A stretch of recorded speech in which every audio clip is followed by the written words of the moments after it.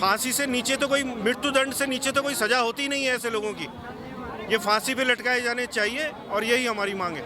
वहाँ पे जो गेस्ट आए थे उनके पास बाउंसर्स उनके साथ थे, उनके पास गन थी, उनके पास हार्ड कैश था।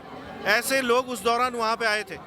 क्या उनमें से कोई वीआईपी नहीं था? और जिस तरह से 90 से ज़्यादा गवाह हैं, तो आप समझ सकते हैं कि 90 गवाहों की जब गवाही हो जाएगी उसके बाद आगे बात बढ़ेगी। तो फास्ट ट्रैक में तो हो ही नहीं सकता है। 2-2 जेसीबी चले उस रिजॉर्ट पे। एक जेसीबी तो दीवारें तोड़ के चला गया, एक जेसीबी 2:30-3 बजे रात विधायक लेके आती है। हमारे पहाड़ के बच्चे 5,000 10,000 की नौकरी के लिए पहाड़ों से उतरकर देहरादून आते हैं, दिल्ली जाते हैं और वहाँ उनका इस तरह से शोषण होता है।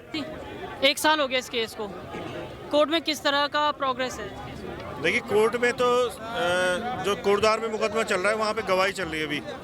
और जो मेन हमारी समस्या ये है कि वीआईपी का इन्वेस्टिगेशन में नाम नहीं खोला है एसआईटी ने, और उसके लिए हम सुप्रीम कोर्ट में लड़ाई लड़ रहे हैं। एसआईटी की जांच में क्या है?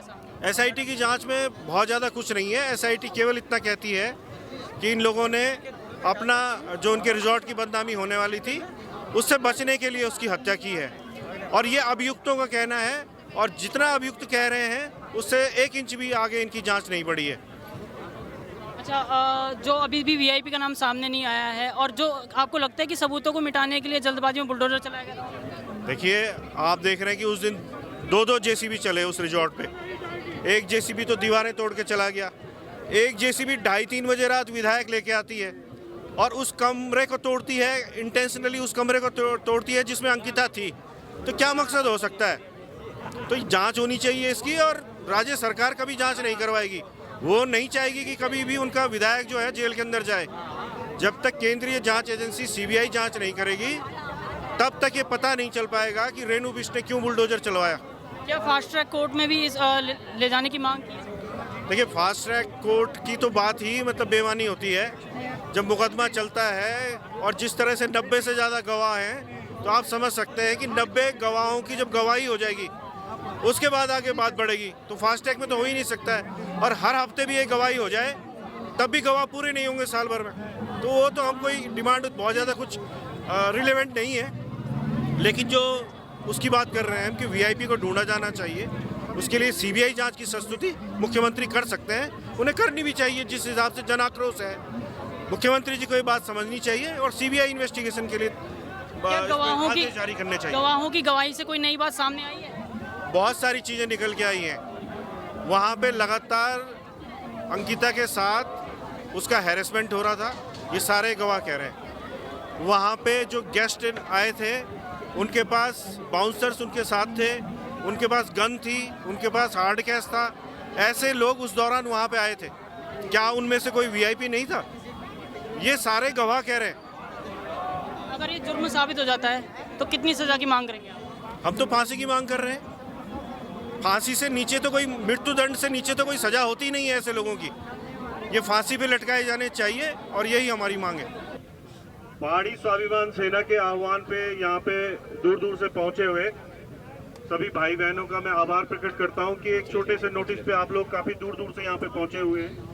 खासतौर पे 2-3 नाम मैं लेना चाहूंगा।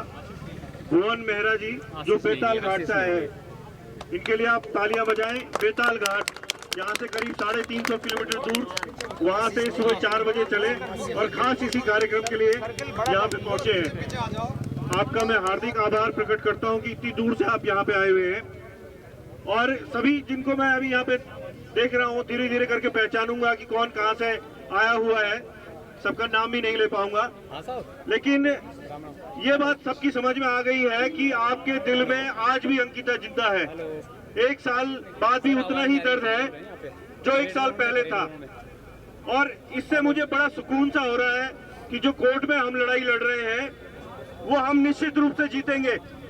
वो हम इसलिए जीतेंगे क्योंकि पूरी जन भावना हमारे साथ है। जब जीतेंगे जीतेंगे जीतेंगे जीतेंगे, जिंदाबाद।